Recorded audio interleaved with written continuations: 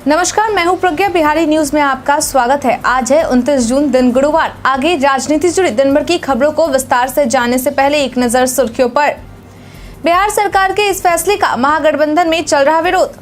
सुशील मोदी ने शिक्षा मंत्री के इस बयान को बताया हास्यास्पद। पीएम मोदी के समान नागरिक संहिता वाले बयान पर जदयू ने दी यह प्रतिक्रिया। प्रशांत किशोर ने आरजेडी पर साधा निशाना।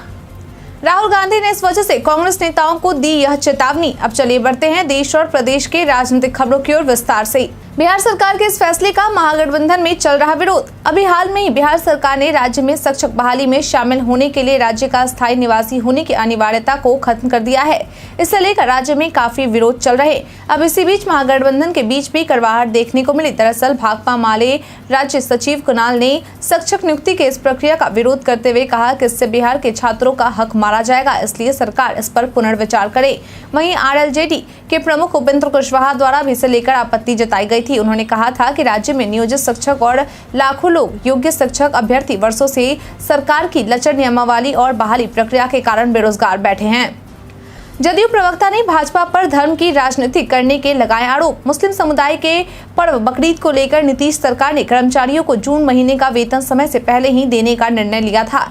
इसे लेकर राजनीतिक बयानबाजी शुरू हो गई है। दरअसल भाजपा नेता के प्रवक्ता अरविंद सिंह द्वारा कहा गया कि बकरीद को लेकर तय समय से पहले वेतन भुगतान से पार्टी को ऐतराज नहीं है, लेकिन नीतीश कुमार को होली और दशहरा क्यों नहीं याद रहता है? यह सिर्फ तुष्टीकरण की राजनीति है। बीजेपी प्रवक्ता के इस बयान पर जदयू प्रवक्ता की प्रतिक्रिया सामने आई है, जहां उन्होंने कहा कि इससे पहले भी होली, दिवाली और दशहरा के कई ऐसे मौके आए हैं जब समय से पहले सैलरी दी गई है। भाजपा धर्म की राजनीति करती है और जनता को बड़गलाती है। नीतीश कुमार की नीति साफ है कि हम सभी धर्मों और पर्वों का सम्मान करते हैं।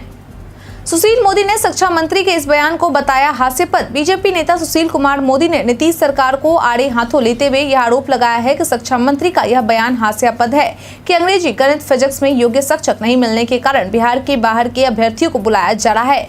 बिहार के लड़के अखिल भारतीय सेवाओं और IIT आदि में परचम फहरा रहे हैं और मंत्री कह रहे हैं कि इन विषयों में लड़के नहीं मिल रहे हैं। 15 जून के विज्ञापन में बिहार डोमिसाइल की शर्त अनिवार्य रखी गई थी, फिर अचानक उसे क्यों हटा दिया गया? क्या कक्षा 1 से 5 के लिए भी बिहारी प्रतिभा पढ़ाने योग्य नहीं है कि बाहर के लोगों को बुलाया जाए? शिक्षक नियुक्ति में अराजकता की स्थिति पैदा हो गई है। राजद विधायक ने अपनी ही सरकार के अधिकारियों के खिलाफ खोला मोर्चा। फतेह बहादुर सिंह, जो कि राष्ट्रीय जनता दल से देहरी के विधायक हैं, उन्होंने अपनी ही सरकार के अधिकारियों के खिलाफ आवाज उठा दी है। दरअसल उन्होंने ट्वीट कर लिखा है कि रोहतास जिला के डीएम और एसपी के संरक्षण में धड़ल्ले से अवैध कारोबार चल रहा है। साथ ही उन्होंने रोहतास जिले में भ्रष्टाचार का जड़ डीएम और एसपी को बताया। मालूम हो कि रोहतास जिला सोन नदी के किनारे मिलने वाले बालू के अवैध कारोबार के लिए चर्चा में बना रहता है। ऐसे में राजद विधायक द्वारा सोशल मीडिया पर एसपी और डीएम पर जो आरोप लगाए गए हैं, इसे लेकर खूब चर्चा देखी जा रही है। पीएम मोदी के समान नागरिक संहिता वाले बयान पर जदयू ने दी यह प्रतिक्रिया। समान नागरिक संहिता को लेकर देश भर में वाद विवाद देखने को मिल रहा है। अभी हाल में ही पीएम मोदी ने भी इसे लेकर बयान दिया था। पीएम मोदी के समान नागरिक संहिता के बयान को लेकर जदयू की प्रतिक्रिया सामने आई है। दरअसल जदयू पार्टी के मुख्य प्रवक्ता केसी त्यागी द्वारा कहा गया कि हमारी पार्टी जनता दल यूनाइटेड ने समान नागरिक संहिता पर प्रधानमंत्री के बयान पर असंतोष व्यक्त किया है। हमारी पार्टी इसे आगामी आम चुनावों के लिए एक राजनीतिक स्टंट मानती है। आगे उन्होंने कहा कि पीएम मोदी के बयान का अल्पसंख्यक के कल्याण से कोई लेना देना नहीं है। यह हमेशा याद रखना जरूरी है कि हमारा देश विभिन्न धर्मों और जातीय समूहों के लिए कानूनों और शासन सिद्धांतों के संबंध में एक नाजुक संतुलन आधारित है। उन्होंने कहा कि परामर्श के माध्यम से ठोस निष्कर्ष प्राप्त किए बिना विभिन्न धार्मिक समूहों, विशेष रूप से अल्पसंख्यकों की सहमति के बिना इसे लागू करने का कोई भी प्रयास सामाजिक घर्षण और धर्म की स्वतंत्रता की संवैधानिक गारंटी पर विश्वास का हास्य पैदा कर सकता है। बिहार राज्यपाल ने नई शिक्षा नीति को लेकर कही ये बात। एक दीक्षांत समारोह के दौरान बिहार के राज्यपाल का शिक्षा नीति को लेकर बयान सामने आया है। उन्होंने बिना किसी अधिकारी या मंत्री का नाम लिए कहा कि नई शिक्षा नीति लागू करने से कुछ लोगों को आपत्ति है। किसी के मन में गलतफहमी नहीं होनी चाहिए। कुछ लोग हड़काते रहते हैं, हड़काने वालों में कोई दम नहीं है। इस नीति को लेकर उन्होंने समझने और जानने की जरूरत है। आगे उन्होंने कहा कि राष्ट्रीय शिक्षा नीति 2020 के हमारी युवा पीढ़ी के हित में है। आज पूरा देश एक नए तरीके से सोच रहा है और बिहार को इसमें पीछे नहीं रहना चाहिए।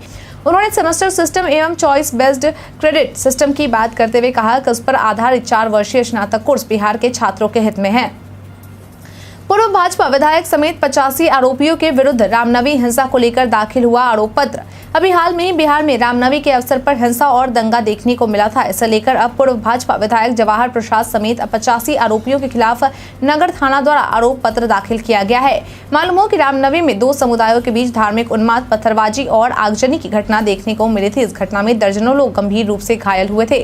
पुलिस ने इस मामले पर भारतीय दंड विधान की धारा 302 जोड़ने के लिए आवेदन दिए थे, जिसे कोर्ट ने स्वीकार कर लिया है।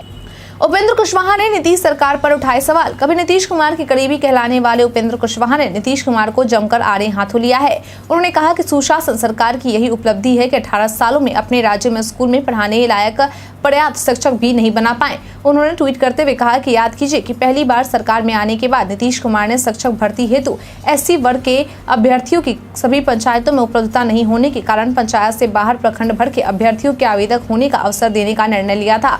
धूमधाम से राज करने वाली लालू सरकार की यही थी उपलब्धि की 15 वर्षों में SC वर्ग के विद्यार्थी सभी पंचायतों में इंटर तक भी नहीं पहुंच पाए। प्रशांत किशोर ने आरजेडी पर साधा निशाना। जनसुराज के सूत्रधार प्रशांत किशोर ने बिहार के शिक्षा मंत्री के चंद्रशेखर के बयानों पर कहा कि उनसे स्लिप ऑफ टंग नहीं हुआ है। ये आरजेडी की सोची समझी रणनीति है। पार्टी ने जानबूझकर उनसे ऐसा करवाया है।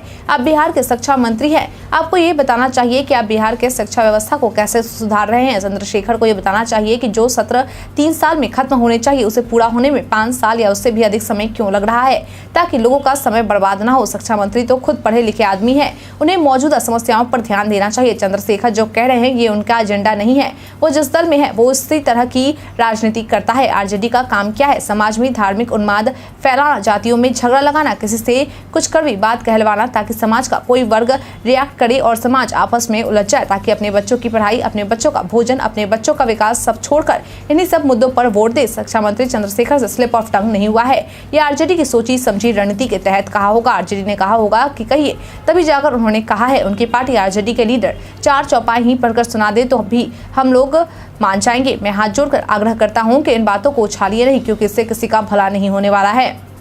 सुशील कुमार मोदी ने शिक्षक बहाली की नई नियमावली को लेकर कही ये बात। बिहार में एक बार फिर से शिक्षक बहाली की नियमावली में संशोधन को लेकर राजनीतिक गरमाई हुई दिख रही है। अब इसी कड़ी में मीडिया से बातचीत के दौरान सुशील कुमार मोदी ने कहा कि शिक्षक अभ्यर्थियों की नियुक्ति के मुद्दे को बिहार सरकार ने मजाक बनाकर रख दिया है। उन्होंने कहा कि अब तक 8 बार शिक्षक भर्ती नियमावली में बदलाव हो चुका है। अब बिहार सरकार की तरफ से तुगलकी फरमान आया है कि बाहरी लोग बिहार में शिक्षक बन सकते हैं। आगे उन्होंने कहा कि मुझे चिंता है कि बिहारी छात्र अब कहाँ जाएंगे। बिहारी छात्रों का हक मारा जा रहा है।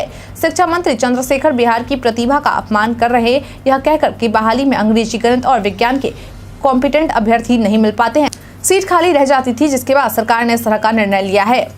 अमित शाह के बिहार दौरे को लेकर नीतीश कुमार ने कही ये बात। आज केंद्रीय गृह मंत्री का बिहार दौरा था। गृह मंत्री अमित शाह ने लखीसराय से प्रदेशवासियों को संबोधित किया। अमित शाह के बिहार आगमन को लेकर नीतीश सरकार की प्रतिक्रिया भी सामने आई, जहां उन्होंने मीडिया से बातचीत के दौरान कहा कि हर कोई बिहार का दौरा करने के लिए स्वतंत्र है, हर किसी को बिहार आने का अधिकार है। वहीं जब पत्रकारों ने समान नागरिक संहिता को लेकर सवाल किया तो वो मीडिया के इस सवाल को टालते दिखे। राहुल गांधी ने इस वजह से कांग्रेस नेताओं को दी यह चेतावनी। अभी हाल में ही नई दिल्ली में पार्टी की रणनीतिक बैठक में तेलंगाना कांग्रेस नेताओं के बीच मतभेद देखने को मिले। इसे लेकर कांग्रेस नेता राहुल गांधी की प्रतिक्रिया सामने आई है। उन्होंने इस मामले में हस्तक्षेप करते हुए कहा कि नेताओं को अपने व्यक्तिगत एजेंडे को अलग रख पार्टी के हित में काम करना चाहिए।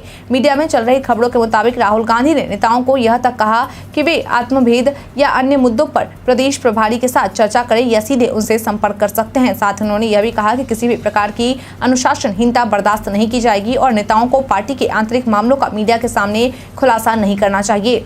अनुराग ठाकुर ने राहुल गांधी के ट्वीट का किया पलटवार। कांग्रेस के राहुल गांधी ने ट्विटर के जरिए महंगाई को लेकर केंद्र सरकार पर जमकर निशाना साधा था। बीजेपी से केंद्रीय मंत्री अनुराग ठाकुर ने राहुल गांधी के इस ट्वीट पर पलटवार करते हुए कहा कि भारत 9 सालों में लगातार आगे बढ़ा है। राहुल गांधी को मैं याद दिला दूं कि यह वह गठबंधन नहीं है जहां चारा घोटाले, नौकरी के बदले जमीन मांगने वाले एक साथ हो। भारतीय अर्थव्यवस्था 10वें से 5वें स्थान पर पहुंच गई है और 80 करोड़ लोगों को फ्री राशन मिला है। वे महंगाई की बात करते हैं। कांग्रेस के शासन में डबल डिजिट में महंगाई थी, यहाँ तो सिंगल डिजिट में भी आधी है।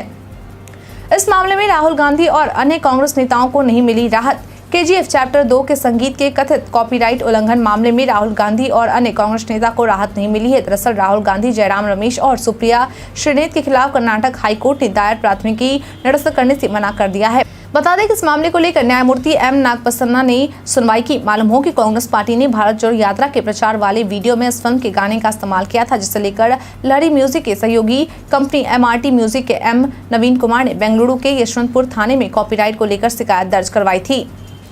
फिलहाल आज की राजनीति जुड़ी खबरों में इतना ही। हमारे द्वारा पूछे गए सवाल का आप लोगों में से बहुत लोगों ने जवाब हमें हमारे कमेंट सेक्शन बॉक्स में लिख कर दिया था। जिन्होंने हमारे द्वारा पूछे गए सवाल का जवाब दिया है उनके नाम है महेंद्र कुमार, अनवर करीम खान, राजकिशोर महतो, रविशंकर, कुश कुमार यादव, नरेश, मोहम्मद साकिर हुसैन, बाबूलाल मरांडी, वेद प्रकाश से। चलिए बढ़ते हैं आज के सवाल की और आज का सवाल है, बिहार में अब बाहरी लोग भी शिक्षक बन सकते हैं। बिहार सरकार के इस नई नियमावली पर आपके क्या विचार हैं? आपने जवाब हमें हमारे कमेंट सेक्शन में लिखकर जरूर बताएं। आज के लिए इतना ही, धन्यवाद।